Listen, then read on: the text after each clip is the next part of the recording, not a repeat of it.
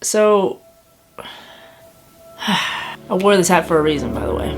So, I want to address this in the best way possible because this is something that needs to be talked about. The reason that I'm making this video now is not only because recurring events have happened in my life, but because something just happened maybe 2 hours ago at the store. I'll start with the story first. I was at TJ Maxx and I had some items that I wanted to try on. Naturally, I'm gonna go to the fitting rooms, right? As I'm approaching, I get very anxious because I already know what's gonna happen. And for this instance, I didn't think it was gonna happen as bad as it did, but it did. This older white woman who was probably maybe 60 was running the fitting room. She checked my items and then she started leading me to the men's side as I was making my way to the women's side. She said, no, this way. And I said, no, I'm a girl. I didn't say no, but in my head, I'm like, I already was expecting this, so I immediately said, I'm a girl. She said, what? And I said, I'm a girl. She said, what? One more time. And I said, I'm a girl. Do you understand how frustrating that is? How embarrassing that is? Not only for me to say that to you in general, but to have to say it 3 times, and then to have to say it in front of people that are standing there. She laughs, saying, haha, my mistake, right? As I was changing, I had this very anxious feeling, and I felt like for once in my life I needed to say something because this happened way too much, and people need to stop getting away with this, even though they're not doing it on purpose. So I went back out, I addressed her, and I said, listen, for people like me now and people in the future, it's more appropriate if you do not assume somebody's gender and you don't lead them to a way. We're all adults here. We know where we're going. Her response was, oh, well, the hat kind of threw me off, and she said people do it all the time. And I said, I understand that, because you need to be respectful and understand that there are people like me out there who would appreciate it if you just let us do our thing, you know what I'm saying? And she said one little remark, which was, I don't see people like you. You know, it's true. You know, I feel like people who make these mistakes don't really get to see us, especially in more conservative spaces. And even though there's not many lesbians, I'm here standing in front of you telling you what's up, so just respect it and take it in. She somewhat did, and I left on that note. I didn't go to the manager, I didn't make it a big scene. I just wanted her to be educated on what she was really doing and how it impacted me. Here's the thing. This has happened to me ever since I came out, and even before.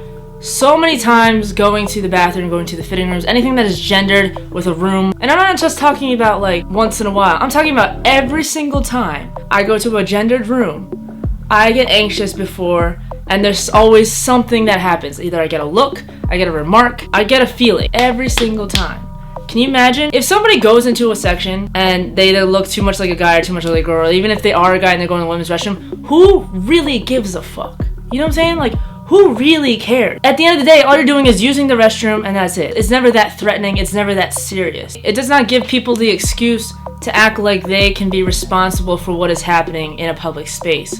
When a conscious adult is making a conscious decision about which room they are choosing, they know what they're doing. Can you imagine how trans people feel? I'm trying to get you to go inside my head a little bit. Can you imagine every time you walk into a bathroom, somebody looks at you, somebody double checks you, somebody stares at you, somebody has to explain to their kid what's going on? I'm just angry at how much it still happens and how much I've had to deal with it and just be okay with it because of how other people's standards are in their own heads. And if you're a straight person and you want to help one of us and be an ally, either don't make a scene. If you are friends with somebody like us, come to the bathroom with us. It makes us feel a little bit more comfortable knowing that a friend of ours is with us and nobody really bats an eye when they see a more feminine woman is with a more masculine one who doesn't look as much of a woman. It's sad that I actually run to a gender neutral or a private family restroom when there's one available. But on a positive note, when I am using a public restroom at a club, especially straight clubs, and feminine women see me in there, it kind of makes a statement